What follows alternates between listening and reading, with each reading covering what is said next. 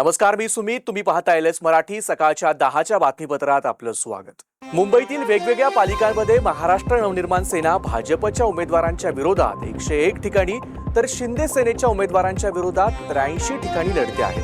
वसई विरार पालिकेचा अपवाद वगळता अन्य बहुतेक महानगरपालिकात ठाकरे बंधूंची युती आहे. त्यामुळे मनसे ही भाजपला अप्रत्यक्ष मदत करण्याकरता भाजपच्या सांगण्यावरूनच उद्धव सेनेसोबत गेली आहे. हा भाजप नेत्यांचा दावा ही लोणकडी थाप आहे की भाजपचे उमेदवार विजयी व्हावेत याकरता मनसेनं भाजप समोरील सर्वाधिक जागा पदरात पाडून घेतल्या आहेत, हे निकालानंतरच स्पष्ट होईल. मुंबईची हवा अत्यंत घातक झाली असून मुंबईकरांना प्रदूषणामुळे आरोग्याच्या समस्या भेडसावत आहेत. मुंबई, ठाणे आणि नवी मुंबईतील हवा धोकादायक पातळीवर असून हवेचा निर्देशांक 200च्या वर पोहोचलाय. त्यामुळे मुंबईत खोकला आणि श्वसनाचे आजार वाढले आहेत. रेल्वे डब्यातील अस्वच्छता, कर्मचाऱ्यांचं असहकार्य, चोरी, सुरक्षिततेचा प्रश्न किंवा अचानक तब्येत बिघडणे अशा तक्रारींच्या तात्काळ निवारणासाठी भारतीय रेल्वेनं रेल्वे मदत ॲपची सुविधा उपलब्ध केली आहे. या ॲपच्या द्वारे प्रवाशांच्या तक्रारींवर अवघ्या 5 ते 10 मिनिटात दखल घेतली जाणार आहे.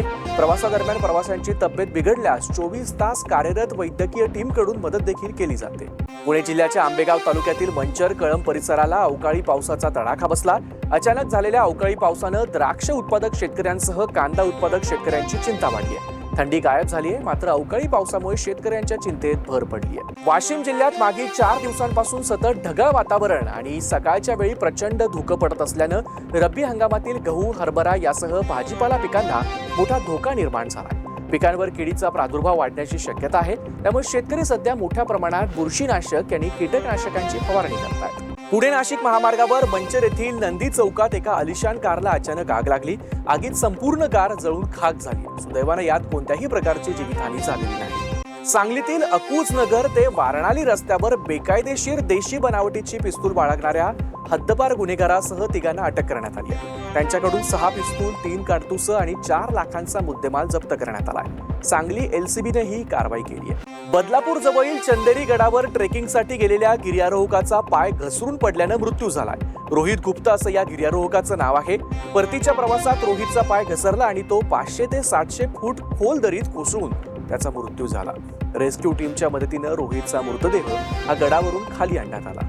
मुंबई गोवा महामार्गावर नडगाव हद्दीत अज्ञात वाहनानं दुचाकीस्वाराला धडक दिली आहे. या अपघातात बिरवाडी शहरातील अनुष्का मानकर आणि राहुल पाटील यांचा जागीच मृत्यू झाला. अज्ञात चालकाविरोधात महाड एमआयडीसी पोलीस ठाण्यात गुन्हा दाखल करण्यात आलाय. यवतमाळच्या दिग्रस तालुक्यातील गांधीनगर परिसरात शेतातून काम करून परतणाऱ्या एका 50 वर्षीय मजुरावर जीवघेणा हल्ला करण्यात आला. फिर्यादी बाबूसिंग रामचंद्र पवार हे सायंकाळी 7च्या सुमारास शेतातून घरी परतत होते. यावेळी आरोपी सरदार चंदू पवार यानं "तू शेताकडे का गेला होतास?" असा जाब विचारत वाद घातला. रागाच्या भरात आरोपीनं हातातील लोखंडी फावड्यानं फिर्यादीच्या उजव्या कमरेवर प्रहार करून त्यांना जखमी केलं. या होत्या आताच्या महत्त्वाच्या बातम्या. बघत रहा एलएस मराठी.